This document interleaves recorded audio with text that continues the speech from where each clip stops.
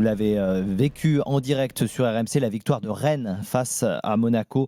Victoire 4-1, troisième succès d'affilée pour l'équipe d'Habib Beye, qui est désormais 5e du classement. Si on nous avait dit ça il y a quelques semaines, on n'aurait pas cru. Le foot, ça va très vite. Voilà. Et Monaco, qui est de son côté, est 8e désormais, parce que c'est une lourde défaite. Donc ils ont perdu des places, même s'ils sont à égalité de points avec Lyon, qui joue demain notamment, et Lille. Mais Monaco, ça va pas du tout. Alors, moi, j'ai envie de commencer par Pogba. Donc tu fais le jeu en fait de Monaco là-dessus. Mais parce que ce qui t'intéresse le plus, c'est la rentrée de Pogba, mais parce qu'en fait, et pas la situation de Monaco. Au départ, on se dit ça cache finalement la mauvaise performance. Parce que je vais te dire pourquoi. Au départ, Pogba, je me suis dit bon, c'est vraiment un truc de journaliste, et en fait non. Parce qu'en fait, quand tu vois la tête de Pogba, quand tu vois sa façon, quand il entre en jeu, quand tu vois l'ovation du stade pour Pogba, quand dès qu'il touche le ballon, il se passe quelque chose, et quand tu entends Pogba à la fin du match et entendre Pocognoli aussi, je veux dire, ça dépasse le cadre de nous, là, les journalistes. On veut parler d'un truc parce qu'on pense que c'est un événement. C'est un événement de retrouver Pogba en Ligue 1, enfin de le voir d'ailleurs pour la première fois en Ligue 1, c'est ses premières minutes.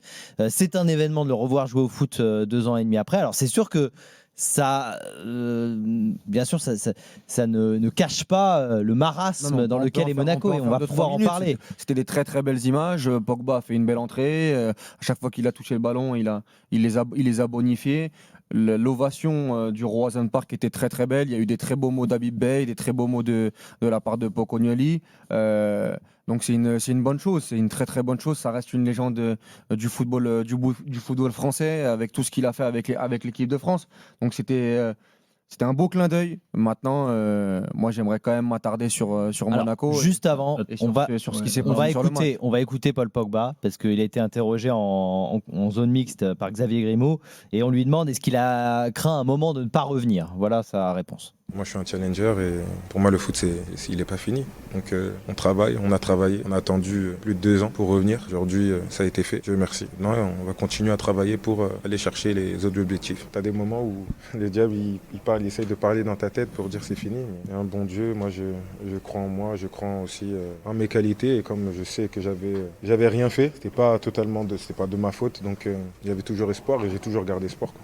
Alors Pogba sauvera pas Monaco, on est d'accord, et il risque quand même de leur faire du bien sur ce qu'on a vu sur cette rencontre. Maxime, qu'est-ce que tu voulais rajouter ? Écoute, moi je suis partagé. Alors, je suis très heureux pour la belle histoire. En effet, on connaît tous le Pogba de 2018. On est tous très contents de le revoir sur le terrain. Alors moi, j'ai trouvé quand même physiquement, alors je sais pas si vous êtes d'accord avec moi, mais que évidemment il a vieilli. Évidemment, c'est plus le Pogba de 2018, mais quand même physiquement c'est plus le même joueur. Quand je vois à quel point la Liga va vite, je serais curieux de savoir comment ça va se passer quand il va falloir aller courir contre les gamins de 20 ans. On verra. Alors, ils étaient à 10 contre 11 quand il est entré en jeu. Là, on parle des 10 minutes exactement. Voilà. Les Rennais ont arrêté. Non, mais les Rennais, il a été bon. Mais les Rennais ont arrêté de presser.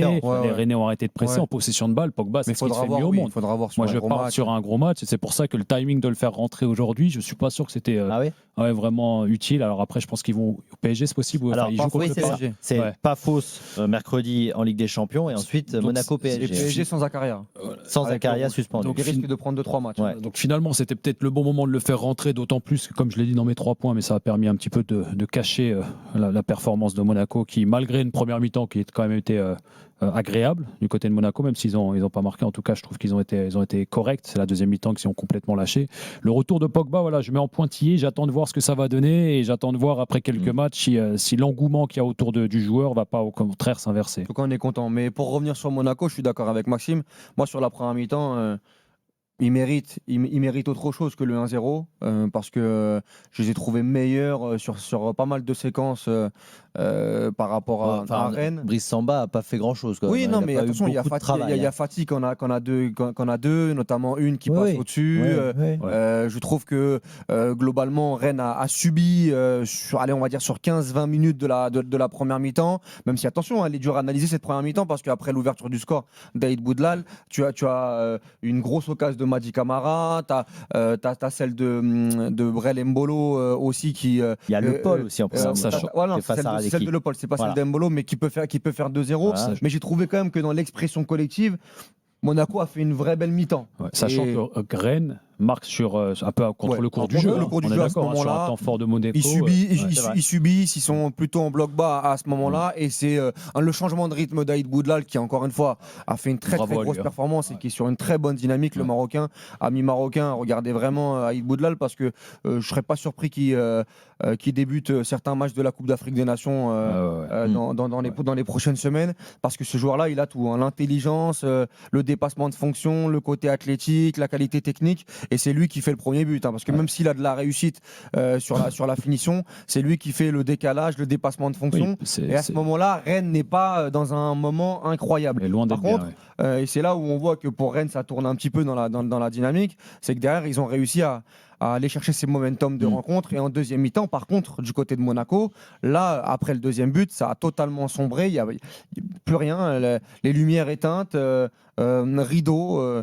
Blackout et on a revu une équipe de Monaco très très fébrile défensivement. Derrière le rouge n'a rien arrangé et on a après le 4-1 contre Lens la semaine dernière encore un 4-1, enfin un 4-1, ça doit faire 4-0, ça fait 4-1 avec le but de Biret à la fin. Mais ça fait quand même tâche pour Monaco. Ça Moi fait je vais pas encore remettre une pièce dans le big box, mais je suis très très inquiet. J'espère quand même qu'ils vont réagir au mercato de janvier parce que quand tu vois la gueule de la défense, François, sincèrement, Kerrer, Salissou, même le match de Ouattara, mais c'est trop faible. C'est trop faible à ce niveau. Et tu l'as dit, 8 points, ils sont à 8 points du top 3. Et ils vont recevoir le PSG la semaine prochaine, pendant que Lens va à Angers et que Marseille reçoit Toulouse. Donc tu peux être à la J14 à 11 points du podium. 11 points du podium, faut faire une croix à un moment donné. La saison, elle peut tourner vraiment dans un sens Maxime, et après, je vais faire réagir justement Walid encore une fois. C'est vrai les supporters de Monaco. Le choix de Thiago Scuro de mettre Pocognoli à cet instant-ci, en tant qu'entraîneur numéro 1 et de se séparer d'Adi Hutter, c'est vrai qu'il est questionnable quand même. J'ai rien contre Pocognoli, c'est 3 défaites pour l'instant. On va pas revenir. Non, mais il faut lui laisser du temps. C'est encore une fois, c'est pas la problématique Pocognoli. Il a aussi gagné. Il fait nul contre Angers, il perd contre le PFC. Là, c'est son 8e match. Au total, c'est 3 victoires, 3 défaites et 2 nuls. C'est pas Pocognoli que je vais critiquer, c'est le choix de Scuro d'avoir changé, enfin même pas d'avoir changé. Avec Adi Hutter, il n'avançait pas non plus. Il aurait fallu peut-être mettre Adi Hutter dehors à l'intersaison. Plus tôt ou plus tard. C'est sûr que là, c'était peut-être le pire moment de pouvoir mettre Pocognoli, surtout que c'est un entraîneur qui ne connaît pas la Ligue 1, qui doit s'adapter, qui garde le même effectif que ce qu'il y avait juste avant. C'est vrai que le choix de le mettre à ce moment-ci, d'ailleurs les résultats le prouvent, c'était peut-être pas le meilleur. On va demander à Zag ce qu'il en pense. 32-16 pour nous rejoindre comme Zag, supporter de Monaco. Salut. Bonjour messieurs. Qu'est-ce que tu veux retenir, toi, de cette lourde défaite? Non, mais tu ne veux pas parler de Pogba, j'imagine. C'est vraiment là pour cacher ta forêt, mais ouais.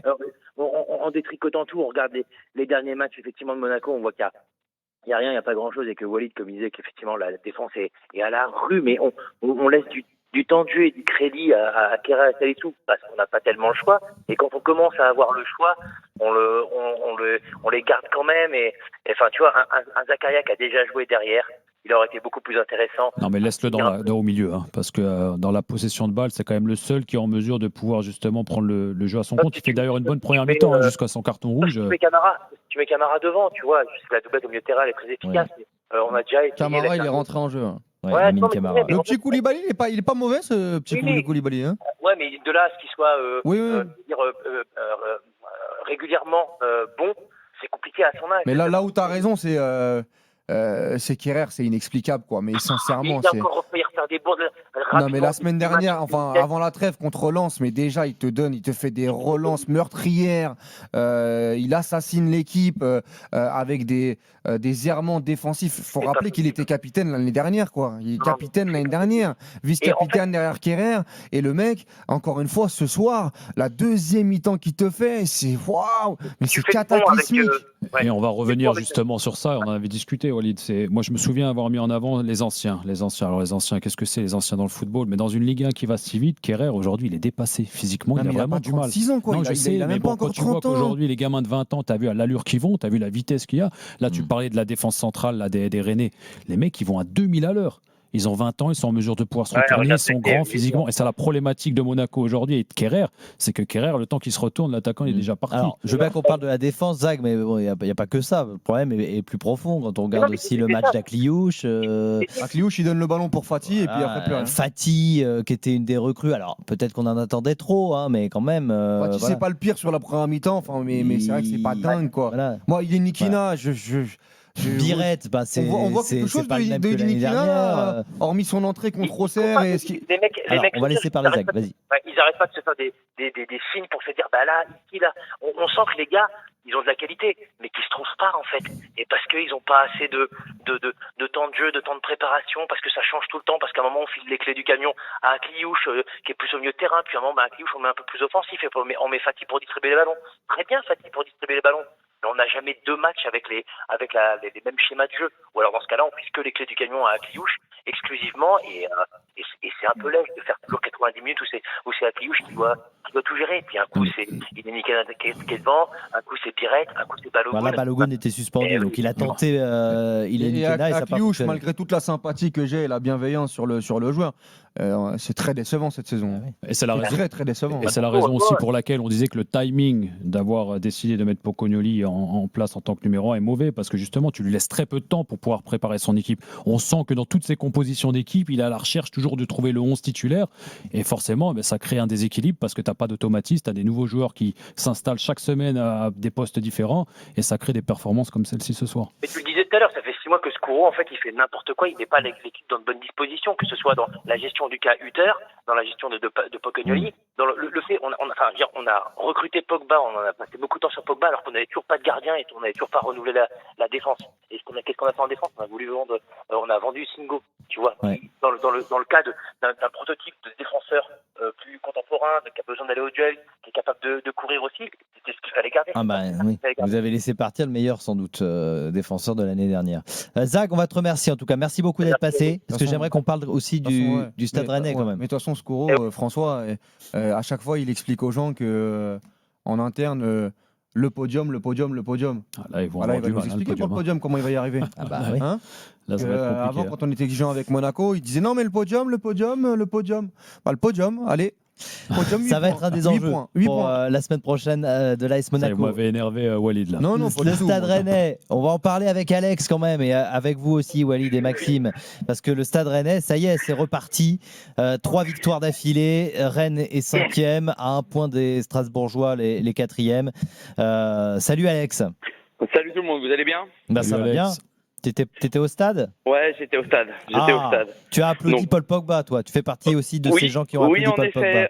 Tu peux me raconter? Je voulais même commencer par ça, parce que c'est quand même un retour d'une légende du football français au niveau international. Aujourd'hui, la Coupe du Monde 2018, c'est un des grands hommes forts. Donc le retour sur une pelouse de Ligue 1 de Paul Pogba, c'est un moment qui est quand même fort pour le football français. Et raconte-nous, c'était vraiment tout le stade? Comment ça s'est passé? Oui, tout le stade, même plus qu'en fait que les joueurs rennais, que les sortants rennais ou les rentrants rennais. Donc c'est ça qui était vraiment beau, c'est que c'est symboliquement, c'est que c'est une nation. Et bravo à lui. Et après, il y avait 4-0 quand il est rentré en jeu, donc vous étiez quand même plus détendu aussi, les supporters rennais. Bien sûr. Ouais. Et justement, pour parler sur Rennes, 4-0 face à Monaco, il y a un mois de ça, personne n'aurait pu le prédire. Personne. Et c'est les choix du coach qui ont quand même payé à un moment donné. Et encore une fois, c'est la pièce qui tourne un peu dans notre sens, parce que Monaco sur la première période, ils auraient pu être à 1-0, voire même à 2-0, avec un petit peu de chance, un contre favorable. Mais non, ça tourne pour Rennes encore une fois ce soir. Donc on se relance. Et c'est surtout une équipe qui était il y a 1 mois et demi, 2 mois malade. Aujourd'hui, elle se retrouve quand même bien placée. Et elle peut jouer les doubles. Cinquième à 1 point de Strasbourg, mais il faut féliciter Habib Beye, tu as raison. Dans un moment très très chaud, il était au bord du précipice Il a retourné la table avec l'intégration des jeunes, notamment Aïd Boudlal au milieu de terrain, Djaoui Cissé, devant Kader Meïté qui a relancé Brel Mbolo aussi qui est vraiment mieux depuis le match contre le PFC et sa rentrée. Le choix Altamari à la place de Merlin qui, même si Altamari est un peu brouillon, je trouve que dans le profil il arrive à être utilisé, le lancer, et il fait mal aux adversaires uniquement de par ses appels. Je trouve que Madi Camara aussi est en train de prendre une vraie dimension, et on retrouve celui qu'on a vu à Brest. Rongier très bien. Ça commence à tourner dans le sens de Rennes, à une équipe qui est beaucoup plus mature, une équipe, tu l'as dit, qui a un peu plus de réussite. Contre le PFC, c'était pas dingue, ça tourne en ta faveur avec un vrai état d'esprit. Là, sur la première mi-temps, tu dois pas forcément revenir avec un score en ta faveur, mais derrière, tu gères très très bien ton début de deuxième mi-temps pour les enfoncer. Bravo Rennes. Maintenant, il faut continuer, mais je dresse un gros coup de chapeau à Habib Beye parce qu'il a fait les choix qu'il fallait, et il est récompensé. Il est récompensé complètement. Et je pense que le meilleur exemple d'ailleurs, c'est El Tamari qui est droitier, je vous le rappelle, qui le fait jouer à gauche. Et là, je rejoins Walid, c'est par rapport à ses choix, parce qu'à un moment donné, quand tu es un jeune coach comme Habib Beye et que tu te permets de mettre des joueurs qui sont censés être tes cadres au placard, voilà. Je veux dire, il faut quand même avoir la mentalité pour pouvoir le faire. Et en fait, finalement, les résultats qui ont suivi, ça lui a donné raison. Et aujourd'hui, les 4 qui ont été mis sur le côté sont obligés de suivre. Donc non, je suis. C'est vrai que alors j'ai pas été dur, mais en tout cas, j'avais jugé le message qu'envoyait Habib Beye, j'avais le sentiment que ça passait pas avec les cadres, et finalement il a eu la lucidité et l'honnêteté d'intégrer les jeunes, et bravo à lui. Parce que c'est rarissime des retournements comme ça. Bien sûr, parce qu'il était quand même sur un fil. C'est rarissime de reprendre comme ça la main. Ça montre quand même une force mentale, ça montre même s'il n'y a pas qualité. Tout est bon non, bien évidemment. Mais le jeu, quand même, tu sens qu'il y a des fois ils ont des périodes où ils commencent à reculer, tu sens qu'il manque un peu d'expérience, mais c'est vrai qu'il faut remettre. Il y a une solidité, il y a du combat. Il faut quand même donner le crédit à Habib Beye qui n'a pas eu peur de faire des choix à un moment donné où c'était peut-être pas tous les coachs les auraient fait. Tu parlais d'Altamari, mais par rapport à un Merlin, moi je pense que ça change beaucoup, parce que Merlin, il demandait souvent le ballon dans les pieds, il était souvent arrêté, et donc il n'a pas l'explosivité nécessaire pour faire mal. Et là, Altamari, par exemple, début de deuxième mi-temps, alors qu'en première il n'est pas exceptionnel, mais en fait le fait d'ouvrir des schémas de passe à Djaoui Cissé, à Madi Camara notamment, ou même à Rongier, ça permet d'étirer les lignes adverses et de faire mal. Et ça, pour moi, c'est un vrai choix gagnant de sa part. Et puis quand tu vois le visage d'un Mbolo qui a été mis sur le banc, qui là est de mieux en mieux, alors que moi je l'avais beaucoup critiqué. Et pour moi, Aïd Boudlal, Jacquet, ça change quand même la donne, parce que dans la gestion de la profondeur et dans la gestion de la relance, ils te font beaucoup de bien. Donc bravo Rennes. Maintenant, il faut poursuivre, parce qu'il y a Metz la semaine prochaine. Et là, si tu gagnes contre Metz vendredi prochain, parce qu'attention, Metz, Lens s'est cassé les dents là-bas, Nice s'est cassé les dents là-bas. Donc attention, tu penses que c'est 3 points assurés, mais c'est pas le cas. Même Marseille était à 0-0 à la mi-temps. Mais si ils arrivent encore à enchaîner, il va falloir vraiment reconsidérer cette équipe de Rennes, parce qu'elle est sur le bon chemin. Et là aussi où tu peux mettre en avant. J'espère que Pouille va commencer un peu à donner de crédit à Habib Beye, parce qu'il commence un peu à le mériter quand même. Et là où tu peux mettre aussi en avant les choix d'Habib Beye, c'est aussi le fait de jouer avec 2 attaquants. Tu vois, que ce soit avec Le Paul et Mbolo, ça se voit de moins en moins quand même dans le football moderne. Et c'est vrai que ça donne beaucoup de liberté à Mbolo, et ça leur permet de bien combiner ensemble. On les avait vus il y a quelques matchs performants. C'est vrai qu'Mbolo a un coup de moins bien en allant sur le banc. Je pense que ça lui a fait du bien. Et aujourd'hui, c'est toute l'équipe de Rennes qui gagne de ce duo Le Paul et Mbolo. Il y a un Frankowski qui est un peu mieux aussi, qui est vraiment mieux. J'ai bien aimé son match, moi, ce soir. On va remercier Alex d'être passé. Alex, tu reviens quand tu veux. Je peux rajouter quelque chose rapidement? Vas-y. Globalement, c'est vrai que Beye, il est arrivé avec des gros sabots, des sabots d'éléphant, et aujourd'hui il a fait des choix. Mais globalement, il a fait des choix qui, en vrai, ça pouvait mettre son poste en jeu. Honnêtement, il n'est pas passé loin. Le choix en même temps. Il n'est pas passé loin. Ah oui, complètement. Mais aujourd'hui, on voit l'abat-jour, et c'est vraiment top. Et donc, c'était juste ce que je voulais dire, c'est que aujourd'hui, l'avenir est devant nous à Rennes, et merci à lui. Mais on voyait déjà des qualités, parce que tu peux amener autant de fois 2-0 dans les matchs de Ligue 1 sans montrer quelque chose. Le gros problème, c'était les lectures de match d'Habib, et surtout le fait de ne pas avoir la maturité nécessaire pour essayer de garder ses résultats. et surtout d'être renfermé dans certains statuts. Et à partir du moment où il s'est enlevé de cette prison-là, ça allait beaucoup mieux du côté de Rennes. Merci beaucoup Alex, tu reviens quand tu veux évidemment dans l'after. On reparlera du Stade Rennes et